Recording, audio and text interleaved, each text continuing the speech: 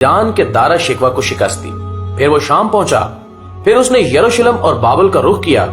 پھر وہ مصر پہنچا، پھر وہ ہندوستان آیا۔ ہندوستان میں اس نے پورس سے جنگ لڑی، اپنے عزیز از جان گھوڑے کی یاد میں حالیہ شہر آباد کیا، مکران سے ہوتا ہوا واپسی کا سفر شروع کیا، راستے میں ٹائیفائڈ میں مبتلا ہوا اور 323 قبل مسیح میں 33 سال کی عمر میں بخت نصر کے محل میں انتقال کر گئے۔ دنیا کو آج تک بتایا گیا کہ وہ انسانی تاریخ کا عظیم جرنیل، فاتح اور بادشاہ تھا، اور تاریخ نے اس کے کارناموں کی وجہ سے اسے الیگزینڈر دی گریٹ کا نام دے دیا، اور ہم نے اسے سکندر یعنی بادشاہوں کا بادشاہ بنا دیا۔ لیکن آج میں 21ویں صدی کے 19ویں سال میں پوری دنیا کے مورخین کے سامنے یہ سوال رکھنا چاہتا ہوں کہ کیا حضرت عمر فاروق رضی اللہ تعالی عنہ کے ہوتے ہوئے الیگزینڈر کو سکندر اعظم کہلانے کا حق حاصل ہے؟ میں دنیا بھر کے مورخین کو سکندر اعظم